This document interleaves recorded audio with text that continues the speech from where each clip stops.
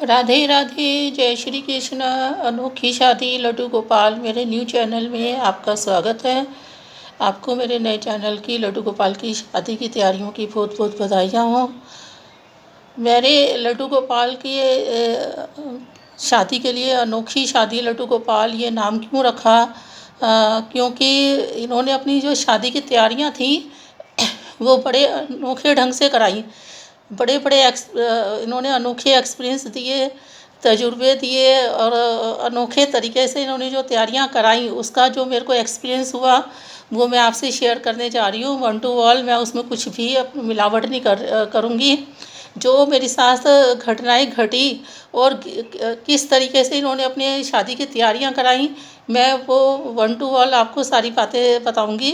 जिस जो है करके जो इन्होंने अपनी तैयारी में मेरे साथ कराई है।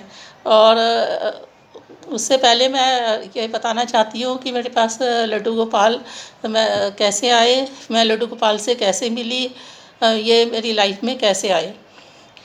तो दोस्तों, सावन के जो आखिरी शनिवार होता है उस दिन इनका हैप्पी बर्थडे बनता है। आज से 32 साल पहले जो है मेरी एक मुँह बोली भाभी जो है मुझे नीलकंठ अपने साथ लेके गई थी जो है करके, और उन्होंने वहाँ पे मुझे इनको जो है गिफ्ट किया था। उस समय मैं ये नहीं जानती थी कि लड्डू गोपाल क्या होती हैं, इनके बारे में मैं कुछ नहीं जानती थी, ना कभी कभी कुछ सुना था ना पढ़ा था। मतलब कुछ इनके बारे में मुझे जरा सा भी ज्ञान नहीं था। क्योंकि हमारे यहाँ घर में जो पूजा होती थी वो माता की पूजा होती थी और हनुमान जी की पूजा होती थी। तो उन्होंने जब इनका विग्रह मुझे दिया तो मुझे कुछ समझ नहीं आया और मैंने मना किया लेने से। तो इन्होंने कहा कि नहीं, मना नहीं करते हैं और जो है ना आप ये रख लो। तो मैं आई जो है अपने घर और मैंने दुकान में आके अपनी अलमारी में रख दिया इनको, मेरी हैंडीक्राफ्ट की शॉप थी। तो रख के मैं भूल गई जो है।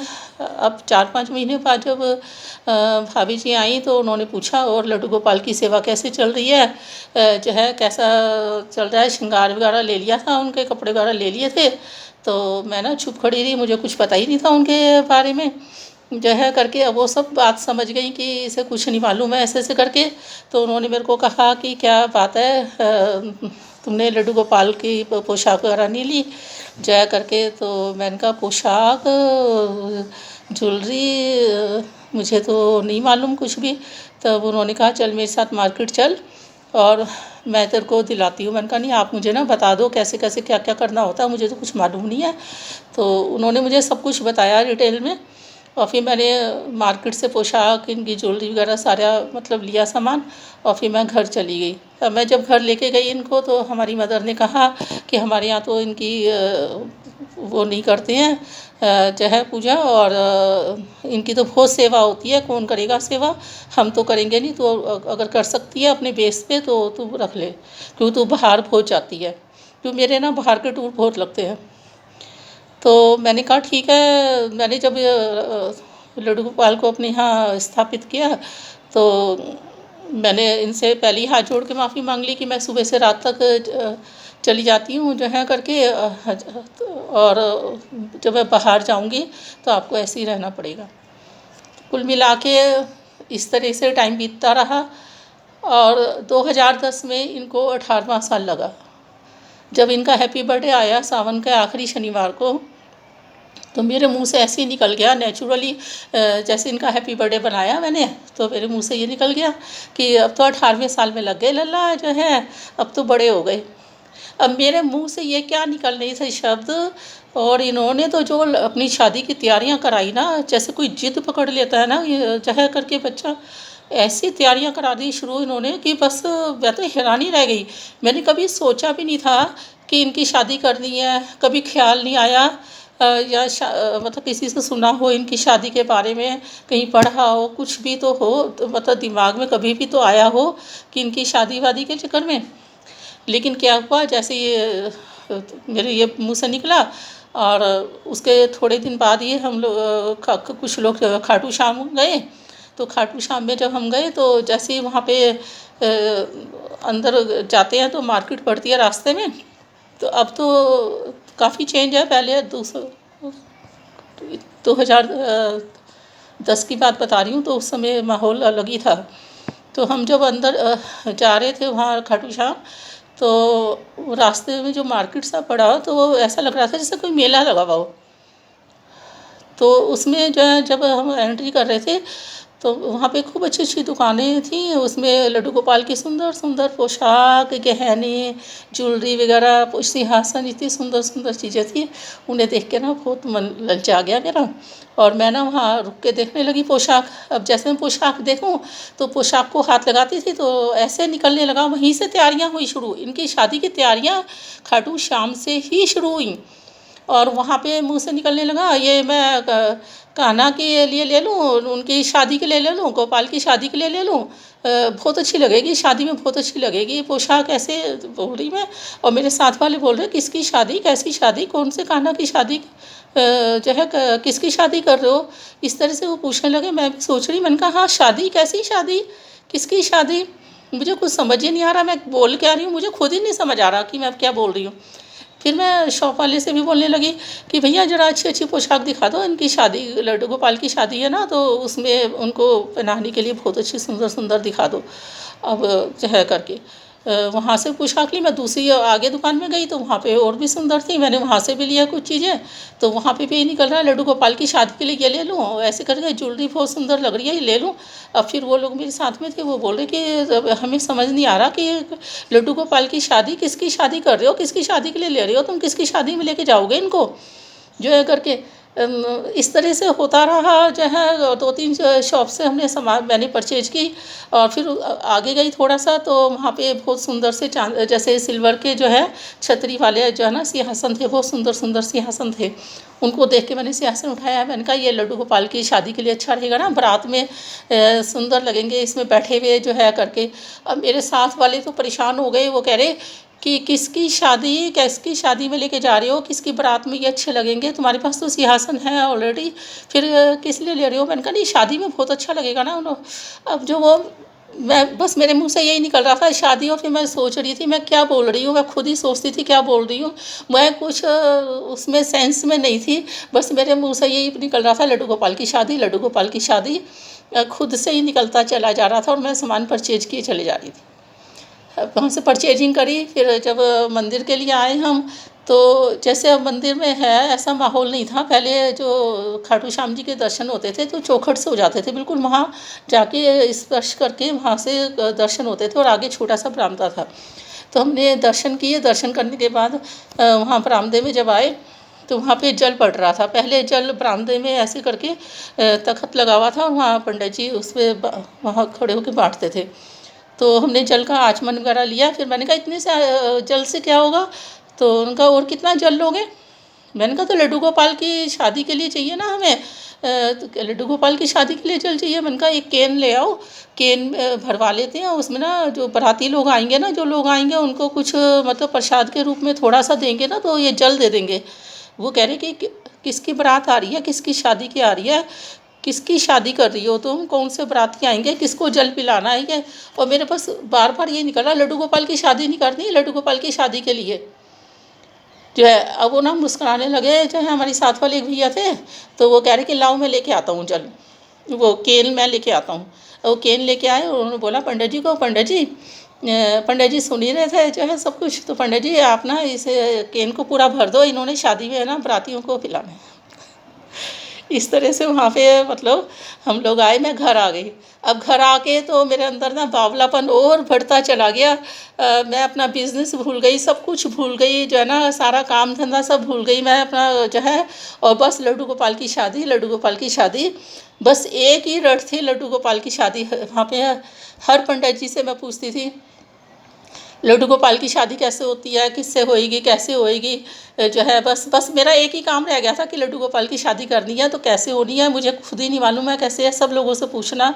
मैंने राजस्थान फ़ोन किया जहाँ जान पहचान थी, यूपी में किया, पंजाब में किया, जो है हरियाणा में किया, और भी बहुत जगह मैंने, यहाँ उत्तराखंड में भी बहुत जगह फ़ोन किया। जो है जिन जिन लोगों को जानती थी, जो है पंडित जी को, ज्ञानी लोग थे या जो इस तरह के कुछ भक्त लोग थे जो पूजा पाठ में वो करते थे, तो बहुत लोगों से पूछा मैंने कि लड्डू गोपाल की शादी करनी है तो किन से होती है, कैसे होती है। मेन चीज़ तो मुद्दा ये था कि लड्डू गोपाल की शादी होती किसके साथ है, किसके साथ होनी है, मतलब यही समझ नहीं आ रहा था मेन चीज़ तो। अब इस जो पंडित जी यहाँ के थे, कुछ उन्होंने बस तुलसी के साथ बताया एक दो ने, बाकी चुप हो जाते थे, कुछ बता ही नहीं पाते थे। अब यहाँ देहरादून के एक पंडित जी जिन्होंने शादी भी कराई थी, फिर उन्होंने कहा बहन जी और कुछ नहीं होता, तुलसी जी के साथ शादी होती है और मैं एक जगह बात करूँगा। उन्होंने एक तुलसी जी का यहाँ मंदिर है तो वहाँ पर बात करी, वहाँ की मंडली से भी बात करी उन्होंने जो है करके। और मुझे मेरे गले नहीं उतर रही थी ये बात कि मतलब तुलसी जी के साथ शादी, क्योंकि सवाल इस बात का आता है कि अगर तुलसी जी के साथ लड्डू गोपाल की शादी होती है तो तुलसी जी तो आंगन में रहेंगे जो है करके, और गोपाल जी अंदर रहेंगे, तो ये तो नामुमकिन है। और तुलसी जी के साथ तो शालिग्राम जी की शादी होती है, तो लड्डू गोपाल की शादी कैसे। फिर बहुत सोचा मैंने कहा लड्डू गोपाल की शादी तो, कृष्ण भगवान की शादी तो रुक्मणी जी के साथ हुई थी, जो हमने पढ़ा हुआ भी है, सुना हुआ भी है, लेकिन तो रुक्मणी जी के साथ होनी चाहिए। तो पंडित जी से बात हुई तो पंडित जी ने कहा जो है ये ठीक रहेगा बहन जी, ये जो है ना रुक्मणी जी के साथ, रुक्मणी और लक्ष्मी का रूप है जो है करके, और उन्हीं के साथ शादी हो गई, तो इनका तो विग्रह मतलब चाहिए। तो यहाँ पे बात ठीक हो गई कि हाँ जो है मतलब रुक्मणी जी के साथ शादी होनी है। अब मुझे ये नहीं मालूम था कि विग्रह जो है मार्केट में रेडीमेड भी मिलते हैं, जैसे गोपाल जी का मिलता है ऐसे राधा जी का भी विग्रह मिलता है। मुझे इस बात की बिल्कुल नॉलेज नहीं थी।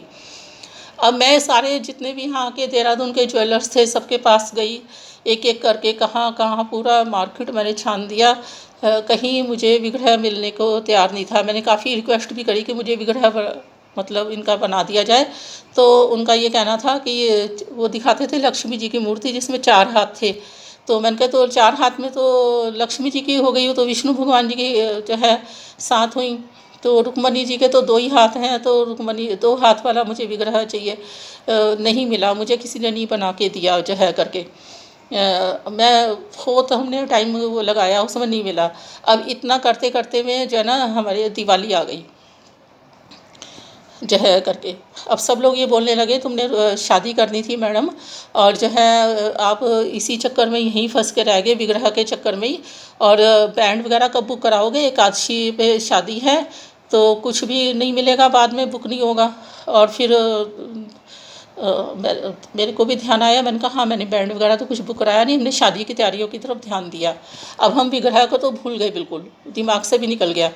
अब हमने बैंड वगैरह बुक कराया तो बैंड भी नहीं मिल रहा, मतलब पहले से ही कई कई महीने पहले बुक हो जाते हैं, तो जो है कई कई फिर एक थी हमारी कोई जानने वाली पुरानी, तो उनका बेटा जो है मतलब मुझे पता था कि ये करते हैं काम बैंड उसमें ना, तो मैं उनके पास गई तो उन्होंने कहा कि बुकिंग तो बहुत मुश्किल है मिलने की। मैंने कहा भैया जैसे भी हो मुझे बैंड बुक कराना है एकादशी के लिए। तो कह रहे कहाँ से कहाँ तक जाएगी। मैंने कहा ये बारात तो राम भवन मंदिर चुखवाला से जाएगी, लेकिन जाएगी कहाँ ये हमें अभी तय नहीं है, क्योंकि वेडिंग पॉइंट बुक नहीं है। तो हमने जो है वो हम बाद में बता देंगे, अब हमारा बैंड बुक कर लो बस। जो है तो उन्होंने हमारा बैंड बुक कर लिया। हमने कहा जो वहाँ का एक्स्ट्रा चार्ज होगा अगर दूर होगा तो वो हम आपको दे देंगे।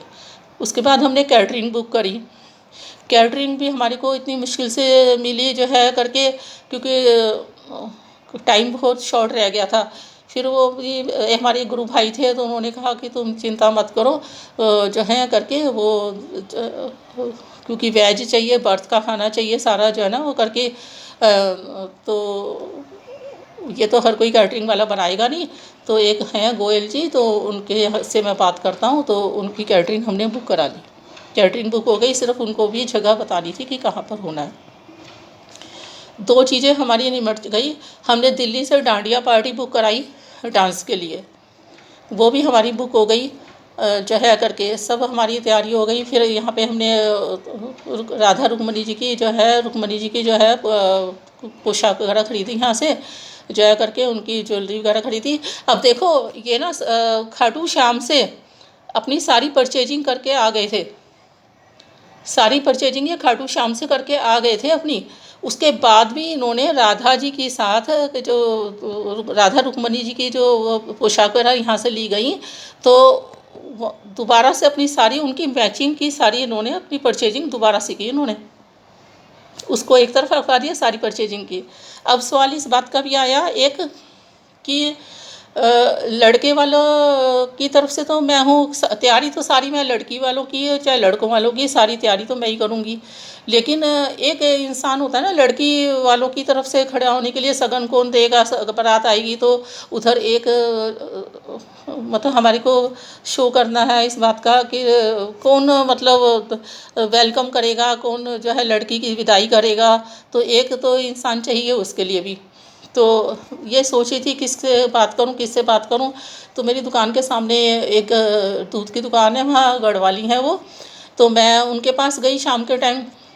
तो मैंने कहा भैया तैयारियां तो सारी हो रही है, लेकिन कह रहे अब क्या बात हुई।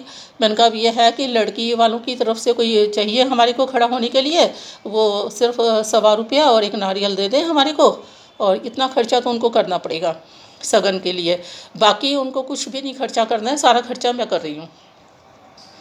तो उन्होंने, वहाँ कई लोग खड़े हुए थे, तो उन्होंने भी जब सुना तो उन्होंने कहा यार तू ही क्यों नहीं कर देता, तेरे 3 लड़के हैं, लड़की तेरे है नहीं, और इस बहाने से कन्यादान भी हो जाएगा, इससे अच्छा सौभाग्य तो कहीं मिल ही नहीं सकता तुझे, तेरा ना कुछ खर्चा ना पानी, और तू तेरा मतलब वो भी हो गया, कन्यादान भी हो जाएगा। तो वो एकदम से खुश हो गया, राज़ी हो गया। उसने कहा मैडम ये बिल्कुल जो है ना आप किसी और से बात मत करना, मेरा फाइनल है जो है। मैंने कहा ठीक है।